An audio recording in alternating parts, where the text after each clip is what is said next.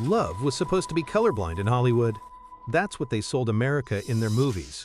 Romance conquering all, hearts that didn't see race or class.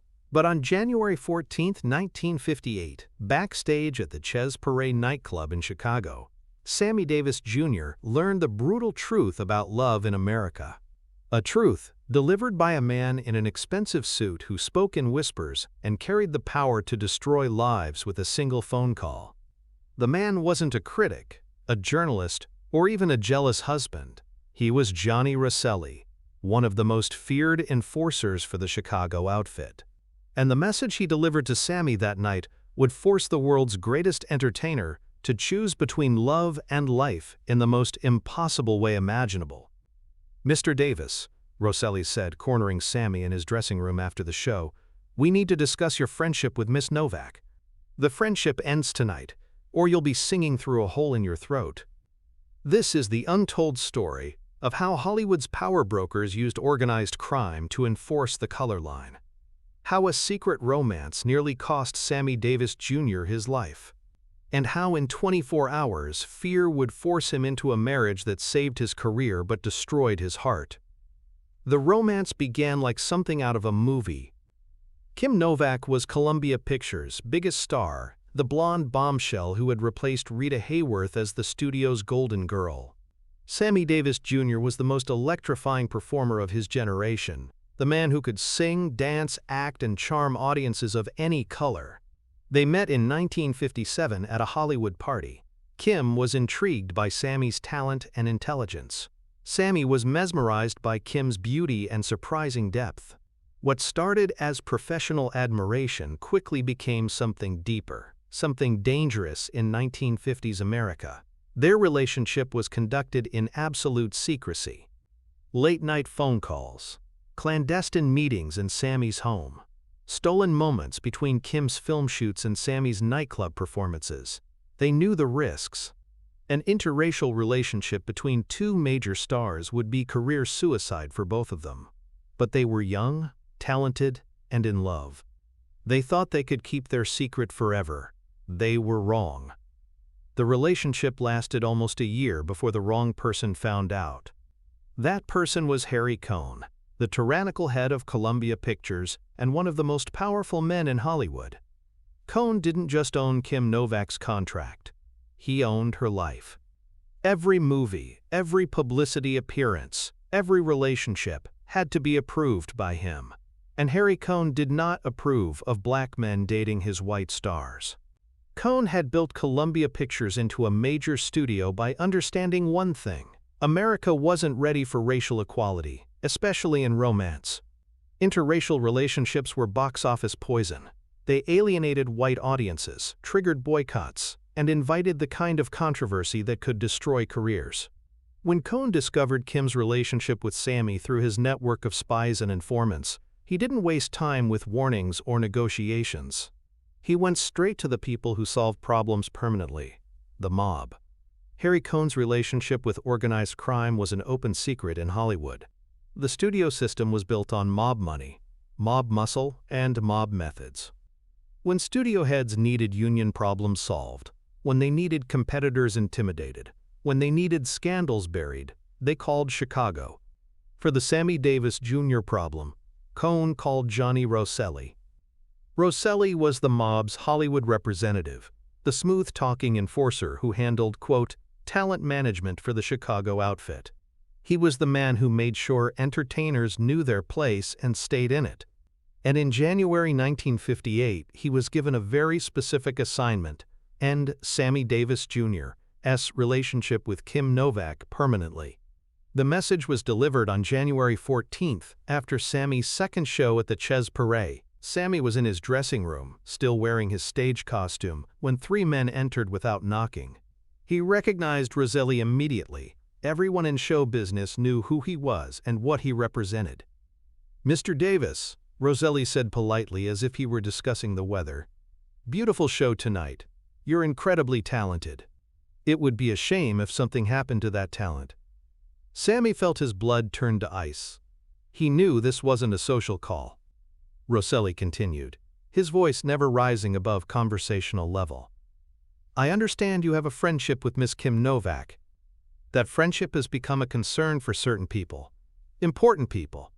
People who don't like to be concerned. Sammy tried to play dumb. I don't know what you're talking about. Kim and I are just friends. Professional colleagues.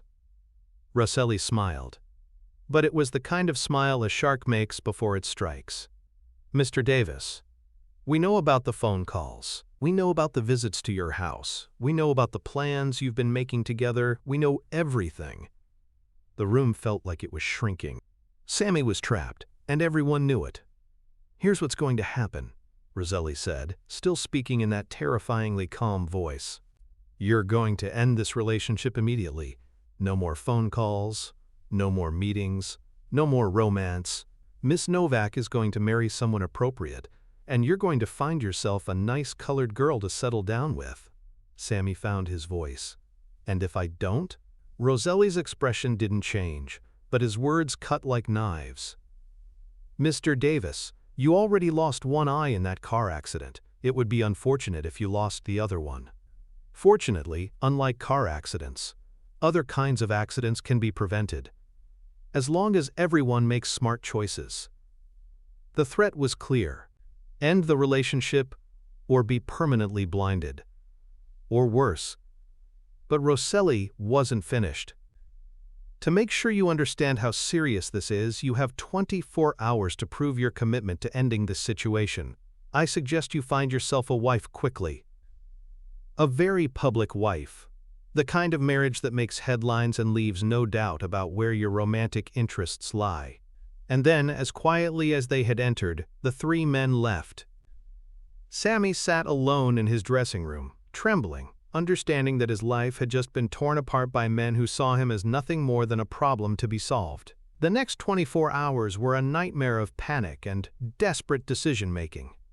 Sammy called Kim, told her they could never see each other again, refused to explain why. Kim was devastated, confused, heartbroken. But Sammy couldn't risk telling her the truth. The mob's reach extended everywhere, and any attempt to maintain contact could be deadly for both of them. Then came the impossible task, finding a wife in 24 hours. Sammy's desperation led him to Lorraine White, a young black chorus girl he had dated casually months earlier. Lorraine was beautiful, sweet, and completely unprepared for what Sammy was about to ask her. Lorraine, Sammy said when he called her that night, I need you to marry me tomorrow. The proposal was surreal, tragic, and completely unromantic. Sammy couldn't tell Lorraine about the mob threats, couldn't explain the real reason for the urgency. He could only promise her a good life and hope she would say yes to save his. Lorraine, perhaps sensing the desperation in Sammy's voice, agreed. The wedding took place on January 16, 1958, exactly 48 hours after Rosselli's deadline. It was a small, rushed ceremony that felt more like a business transaction than a celebration of love. Sammy wore a forced smile for the photographers, but those who knew him could see the pain in his eyes. The marriage made headlines, exactly as the mob had intended. Sammy Davis Jr. marries chorus girl in surprise ceremony. The message was clear to anyone who might have known about Kim Novak. Sammy Davis Jr. was safely married to a black woman where he belonged. Meanwhile, Kim Novak was pushed into her own forced relationship. Columbia Pictures arranged a highly publicized romance with a white actor, making sure there was no doubt about her availability to appropriate suitors. Harry Cohn had successfully destroyed 2 careers, worth of happiness to protect his bottom line. The marriage to Lorraine was doomed from the start. How could it succeed when it was built on fear rather than love? Sammy tried to be a good husband, but his heart belonged to someone he could never see again. Lorraine tried to make the marriage work, but she knew she was competing with a ghost. They divorced in 1959, less than 2 years after their desperate wedding. The divorce was quiet, amicable, and heartbreaking for both of them. 2 good people had been sacrificed to protect a system that saw interracial love as more dangerous than organized crime. The forced separation from Kim Novak haunted Sammy for the rest of his life. Friends said he never got over her, never stopped wondering what might have been if they had lived in a different time, a different world. Kim Novak's career never recovered from the interference. The forced relationships, the constant studio manipulation, the knowledge that her personal life was not her own. It all took a toll. She retired from films in the 1960s, retreating from a business that had treated her like property. The mob's intervention in Sammy's love life wasn't just about racism, it was about power. It was a demonstration that even the most famous entertainer in America could be controlled, manipulated, and destroyed if he stepped out of line. The message wasn't just for Sammy, it was for every black performer who might get ideas about crossing color lines. Johnny Rosselli never had to make good on his threats. Sammy's compliance was total, immediate, and heartbreaking. The entertainer who could face down hostile audiences, racist hecklers, and industry discrimination couldn't face the prospect of losing his sight and possibly his life. Years later, when both Harry Cohn and Johnny Rosselli were dead, Sammy occasionally spoke about the relationship that was stolen from him. He never named names, never gave details, but those close to him knew he was talking about Kim Novak. "I loved someone once," Sammy told a friend in the 1970s. "Loved her more than life itself. But love wasn't enough. In this world, in this country, love has to be the right color, or it doesn't count." The story of Sammy Davis Jr. and Kim Novak is more than just a tale of forbidden romance. It's a window into the machinery of oppression, the way powerful men used fear and violence to enforce social norms that benefited them. It's also a reminder of the human cost of systemic racism. Two people who found love and happiness together were torn apart, not by incompatibility or circumstance, but by a system that refused to let them exist as equals. Harry Cohn got what he wanted. Kim Novak remained Columbia Pictures, pure white star, unmarked by the scandal of interracial romance. The mob got what they wanted, a demonstration of their power over even the most successful entertainers. The racist system got what it wanted, the color line maintained, the natural order preserved. But Sammy Davis Jr. and Kim Novak lost everything that mattered. They lost love, happiness, and the chance to build a life together. They were separated by men who saw their relationship not as beautiful or meaningful, but as a threat to be eliminated. The forced marriage to Lorraine White was the cruelest part of the whole affair, not just because it destroyed Sammy's chance at happiness, but because it destroyed Lorraine's as well. She became an unknowing participant in a mob scheme, a cover story for a love that could not be allowed to exist.